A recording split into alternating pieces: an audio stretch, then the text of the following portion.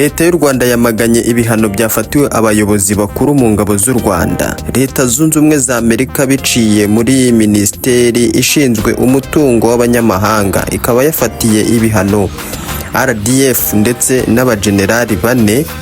Iri tangazo rero rikaba rivuga riti uyu munsi ibiro bishinzwe kugenzura umutungo w'abanyamahanga OFAC muri Minisiteri y'Imari ya Leta Zunze Ubumwe za Amerika byafatiye ingabo z'u Rwanda RDF ndetse n'abayobozi bazo bakuru 4. RDF irashinjwa gufasha bya hafi gutanga imyitozo no kurwana ku ruhande rwa M23. Inyeshyamba zafatiwe ibihano na Amerika n'umuryango w'abibumbye UN zishinjwa guhonyora uburenganzira bwa muntu no gutera ikibazo cy'itahwa ry'abaturage benshi mu burasirazuba bwa Repubulika Demokarasi ya Kongo muri DRC. Iri tangazo rikomeza rivuga riti RDF yafashije M23 kwigarurira ubutaka mu burasirazuba bwa DRC harimo imijyi mikuru y'intara nka Goma ndetse na Bukavu hamwe n'ahitwa n'ahakungahaye ku mabuye y'agaciro akomeye. Ibitero bya M23 ntibyari gushoboka nta bufasha buhawe M23 bwatanzwe na RDF ndetse n'abayobozi bayo bakuru.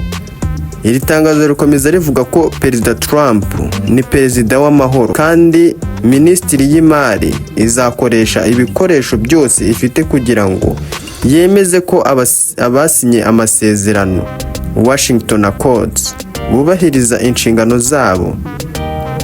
Scott Bessent, umunyamabanga wa Minisitiri w'Imari: turitega ko ingabo za RDF n'intwaro n'ibikoresho byazo bikurwa muri Kongo vuba na bwangu.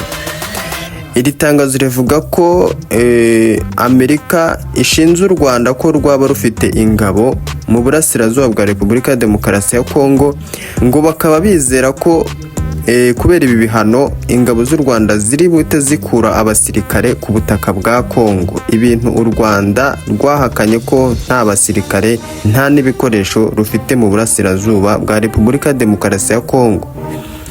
Iminsi mike nyuma y'uko Perezida Donald Trump yakiriye Perezida wa DRC Felix Tshisekedi na Perezida w'u Rwanda Paul Kagame mu gushyira umukono ku masezerano y'amahoro n'iterambere Washington Accords, M23 yafashe umujyi wa Uvira uri ku mupaka wa DRC ndetse n'u Burundi. Ibitero byahitanye abaturage bituma n'ibihumbi by'abandi bahunga ingo zabo. Nubwo M23 yaje kuva muri Uvira, gukomeza kuba hafi y'uyu mupaka w'u Burundi no gukomeza gufashwa na RDF bishobora gutuma intambara yaguka mu karere kose. Ingabo z'u Rwanda RDF gufasha inyeshyamba mu burasirazuba bwa DRC. RDF yahaye M23 ubufasha mu bya gisirikare, izana ibikoresho bigezweho nk'imashini ivangira itumanaho, GPS jamming, uburyo bwo kwirinda ibitero byo mu kirere, air defense system, utudege tutagira abapilote, drone n'ibindi bikoresho. Ibihumbi by'abasirikare ba RDF bari mu burasirazuba bwa Repubulika Demokarasi ya Kongo, aho bagira uruhare mu mirwano no gufasha M23 kugenzura ubutaka. RDF kandi itoza abarwanyi ba M23 mu bigo bya gisirikare by'u Rwanda, ikanafasha mu gushaka abarwanyi bashya harimo n'impunzi. Kubera ubufasha RDF iha M23 yakoze ubwicanyi ndengakamere, ifunga abantu binyuranyije n'amategeko n'iyicarubozo muri Mutarama 2025.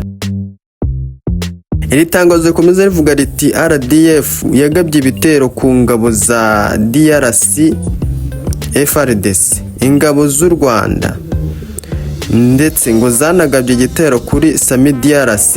Izi ni ingabo z'umuryango wa Afurika y'Amajyepfo n'ibirindiro by'ingabo z'umuryango w'abibumbye MONUSCO. mu kugarura ubutaka bwafashwe. U Rwanda rwabonye inzira zo kugera ku mabuye y'agaciro mu burasirazuba bwa DRC, ifasha mu gutera inkunga M23. Abayobozi rero Leta Zunze Ubumwe za Amerika zafatiye ibihano harimo umugaba mukuru w'ingabo zirwanira ku butaka Major General Vincent Nyakarundi, Army Chief of Staff.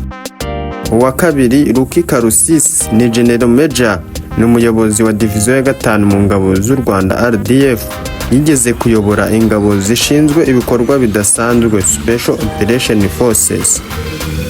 Bakaba bamushinja nawe kuba yaragize uruhare mu kuyobora ingabo z'u Rwanda kujya gufasha M23. Uwa gatatu ni umugaba mukuru w'ingabo z'u Rwanda General Mubaraka Muganga, akaba ari Chief of Defense Staff mbere yo guhabwa izi nshingano muri 2023. Yari umugabo w'ingabo zirwanira ku butaka, aho yagize uruhare rukomeye mu kurema imigambi no kuyobora ingabo z'u Rwanda muri DRC. Uwa kane Stanislas Gashugi yagizwe umuyobozi w'ingabo zishinzwe ibikorwa bidasanzwe Special Operation Forces ku itariki 15 Werurwe 2025, asimbuye Karusisi. Ibi byose bikaba bikubiye mu itangazo rya Leta Zunze Ubumwe za Amerika ribafatira ibihano. Ingaruka zizagira kuri bano bafatiwe ibihano. Ingaruka z'ibihano ni ingaruka z'ibi bikorwa bikurikira: gufatira imitungo yabo yose n'inyungu mu mitungo byaba abantu cyangwa RDF biri muri Amerika cyangwa ibicungwa n'Abanyamerika birafatirwa, biraborokwa. Kubuzwa kwisunga inzego z'imari n'abandi bantu bashobora gufatirwa ibihano iyo bagiranye imigenderanire y'imari cyangwa ubucuruzi n'abafatiwe ibihano. Intego y'ibihano. Minisitiri y'Imari ivuga ko intego y'ibi bihano atari uguhana gusa, ahubwo ari uguhindura imyitwarire mibi, ari byo Leta Zunze Ubumwe za Amerika ishinja RDF. Ariko mbibutse ko ibi byose Leta y'u Rwanda ikaba yabihakanye, ivuga iti ibihano byo ku ruhande rumwe ntago tubyemera, kubera ko ibi bihano byakagombye kuba bifatirwa ingabo za Repubulika ya Demokarasi ya Kongo zica abaturage bazo, ndetse hari n'agahenge kare karagiyeho hagati ya M23 ndetse n'ingabo za Repubulika ya Demokarasi ya Kongo, aho FARDC yaje kurenga kuri ako gahenge itangira kurasa ku baturage ndetse iza no kwica umuvugizi wa M23 Wiringoma. Ibyo byose mwarabyumvishije, ariko Leta Zunze Ubumwe za Amerika ishinja u Rwanda ko ibyo byose ari rwo rwabitangije, abari narwo ifatira ibihano. Iryo tangazo rero rya Minisitiri w'Ububanyi n'Amahanga w'u Rwanda rivuga ko ibyo bihano batabyemera habe na gato. Turakomeza gukurikirana iyi nkuru kugeza tumenye ibyihishe inyuma y'ibi bihano byose. Icyo usabwa ni ugukomeza kudukurikira ukanda subscribe niba uri mushya, kugira ngo dukomeze tubane no mu yandi makuru tubagezaho umunsi ku wundi. Murakoze cyane.